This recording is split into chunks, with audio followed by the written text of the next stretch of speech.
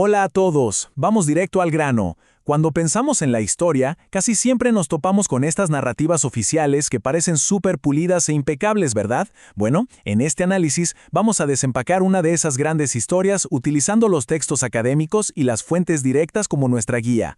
Hablemos de la independencia de Centroamérica del Imperio Español, allá por 1821. La versión oficial que solemos escuchar es la de un proceso súper ordenado, casi inevitable, liderado por próceres patrióticos. Pero al revisar a fondo la evidencia de la época, la cosa cambia muchísimo. Aparece una imagen completamente distinta, mucho más compleja y la verdad muchísimo más fascinante. Así que veamos qué fue lo que realmente pasó.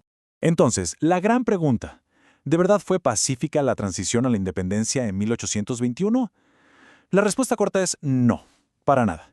Y la respuesta larga es justamente la que hace que toda esta época cobre vida. Normalmente nos pintan un evento cívico, todos de acuerdo y muy tranquilos, pero detrás de esa fachada había una realidad súper turbulenta. Hablamos de una intensa lucha de clases, ambiciones económicas y sobre todo un miedo tremendo a las insurrecciones populares de la gente de a pie. No fue simplemente un acuerdo de caballeros firmando papeles. Imagínense más bien una olla de presión a punto de reventar. Y ojo, no estamos especulando aquí. Al basarnos en estudios rigurosos como la investigación de Jordana Dean sobre la soberanía, descubrimos detalles impresionantes en las fuentes históricas. Estos textos nos muestran que las ciudades y sus instituciones, los famosos cabildos, jugaron un papel clave. Usaron conceptos legales súper complejos primero para decir que eran leales al rey y luego, irónicamente, para justificar su propia rebelión. Para entender todo este enredo, tenemos que ver a estas ciudades actuando casi como pequeños mini-estados independientes. Sección 1. El vacío de poder de 1808. Para entender bien 1821 tenemos que dar un paso atrás. Todo este efecto dominó empieza al otro lado del charco, en 1808. Napoleón invade España, captura al rey Fernando VII y lo obliga a abdicar. De repente, ¡pum!, el imperio se queda sin cabeza. Es el ejemplo perfecto de cómo un evento mundial voltea de cabeza por completo una realidad local. Para 1810, en España arman los Cortes de Cádiz para intentar no perder el control de los territorios, pero en América la semilla ya estaba sembrada. Luego, en 1811, esa incertidumbre explota en los primeros levantamientos provinciales, terminando, tras una década de muchísima tensión, en el Acta de Independencia de 1821. Este vacío de poder de 1808 fue, sin duda, la gran chispa. Pasemos a la sección 2. Cabildos y pactismo.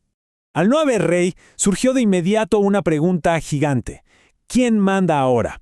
Y ahí es donde entran los cabildos, que eran los consejos municipales, usando una maniobra intelectual brillante llamada el pactismo. Básicamente, la ley española decía que existía un pacto entre el rey y el pueblo.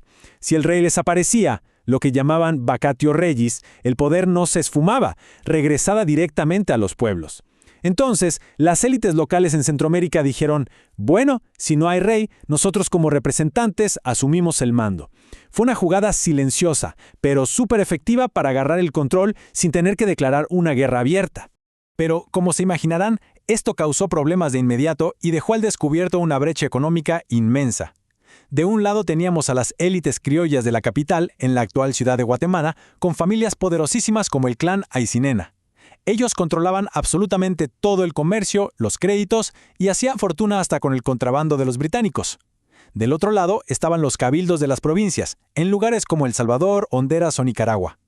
Ellos producían el añil, la minería, pero odiaban que la capital les dictara los precios y los asfixiara. Usando esto del pactismo, las provincias no solo buscaron separarse de España, sino también zafarse del dominio de Guatemala. Y así, de esta gran pelea económica nacen las primeras facciones políticas organizadas, los abuelos de los partidos políticos, por así decirlo. Estaban los cacos, que apoyaban fuertemente el libre comercio. Querían abrir las fronteras, liderados por figuras como Pedro Molina y, por supuesto, los intereses del clan Aycinena. En la otra esquina estaban los gasistas, guiados por el hondureño José Cecilio del Valle. Ellos le tenían pánico al libre comercio porque dependían de los monopolios asegurados por la corona en Cádiz. Además, contaban con el apoyo de los artesanos locales que temían ir a la quiebra si llegaban productos baratos de afuera. O sea, la independencia no era solo gritar libertad, era una pelea a muerte por quién se quedaba con el modelo económico. Sección 3.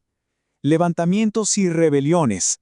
Mientras los ricos y poderosos peleaban en la capital por monopolios y aranceles, en las calles de las provincias la cosa era mucho más visceral. Fíjense en esto. Durante el levantamiento de San Salvador en noviembre de 1811, la gente gritaba a todo pulmón, No hay rey, ni intendente, ni capitán general, solo debemos obedecer a nuestros alcaldes. Es el pactismo, pero aplicado directamente en la calle. Básicamente, la gente estaba despidiendo a las autoridades españolas en sus propias caras y dándole el poder total a sus oficiales electos. Un intento verdadero y revolucionario de reescribir quién mandaba desde abajo.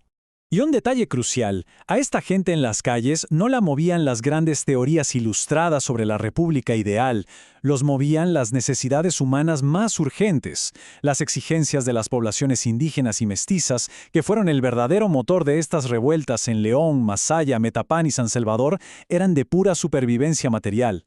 Querían que se bajaran los impuestos, que se acabaran los odiados estancos o monopolios estatales del aguardiente y el tabaco, y sobre todo que se pusiera fin de una vez al trabajo forzado y al tributo indígena. Eran reclamos que nacían del hambre, no de los libros. Toda esta enorme presión desde abajo obligó a algunos cabildos a tomar medidas drásticas, creando lo que los oficiales españoles llamaron despectivamente junteayuntamientos. Lo más increíble de esto es que en lugares como Granada y León, estos consejos no solo se declararon gobiernos soberanos ignorando a la capital, sino que empezaron a incluir representación popular directa. ¿Sí? Abrieron el espacio para que personas de estratos más bajos, como los llamados mulatos honrados, tuvieran voz y voto. Imagínense el terror de las élites tradicionales al ver que todo el sistema se estaba democratizando en sus narices. Llegamos a la sección 4, la independencia preventiva. Para 1821, la situación ya era totalmente insostenible. Provincias enteras en rebeldía. Primero, el tremendo levantamiento indígena de Totonicapán en 1820 dejó clarísimo que las bases querían tomar el control absoluto. Y por si fuera poco, apareció una presión enorme desde afuera, el Plan de Iguala en México, un movimiento conservador que de inmediato empezó a mover las aguas en las fronteras centroamericanas. Atrapados entre el fuego de las revueltas populares internas y la gigantesca presión mexicana, la respuesta final cayó por su propio peso. Las élites, esos cacos y gasistas que tanto se peleaban, no tuvieron más remedio que dejar de lado sus pleitos y unirse de urgencia en la ciudad de Guatemala. Y aquí es donde los análisis de las fuentes nos dan un baño de realidad. Queda clarísimo que esta independencia no ocurrió porque de repente las altas esferas abrazaran los bellos ideales de igualdad y libertad. Lejos de ser un despertar utópico, fue una maniobra puramente estratégica, motivada por un sentimiento muy básico: el miedo. Las altas esferas necesitaban a toda costa tomar las riendas del movimiento antes de que las masas indígenas y mestizas, que ya andaban alzadas en armas en las provincias, les quitaran sus privilegios históricos por la fuerza. Y si quieren la prueba definitiva de todo esto, no hay que buscar mucho, solo hay que leer la misma acta de independencia. Escuchen bien esto porque está ahí, escrito de forma oficial por José Cecilio del Valle. El texto admite sin reparos que la independencia se declaraba para prevenir las consecuencias que serían temibles en el caso de que la proclamase de hecho el mismo pueblo. Literalmente estaban declarando la revolución para evitar la revolución. Era un diseño meticuloso para asegurarse de que todo cambiara en el papel, pero manteniendo el orden económico y social exactamente igual. Y para terminar de derribar el famoso mito de la transición pacífica, basta ver lo que pasó justo al día siguiente. La tinta del acta apenas estaba secando cuando la élite de Guatemala, muerta de miedo y buscando protección militar, forzó la anexión a México en 1822. Esto hizo estallar de rabia provincias como San Salvador, que pelearon militarmente y fueron invadidas por tropas mexicanas. Hubo sangre, batallas y un caos político terrible. Centroamérica recién pudo declarar su independencia definitiva como república en 1823, cuando el Imperio Mexicano se vino abajo. Fue un camino de todo menos pacífico. Cerramos esta explicación de hoy con una reflexión para que se la lleven a casa. ¿A quién le beneficia realmente que recordemos esta historia como una transición súper pacífica y ordenada en lugar de la inmensa, convulsa y profunda lucha de clases que realmente fue? Cuando analizamos los textos de las fuentes directas, el miedo de las élites y las verdaderas urgencias de la gente en las calles, la historia deja de ser un cuento aburrido y se vuelve una herramienta de análisis increíble. Ojalá esta revisión invite a cuestionar un poco más esos grandes mitos que nos enseñan y a seguir explorando cómo nacen realmente las naciones. Ha sido genial desempacar esto juntos. Nos vemos en el próximo análisis histórico.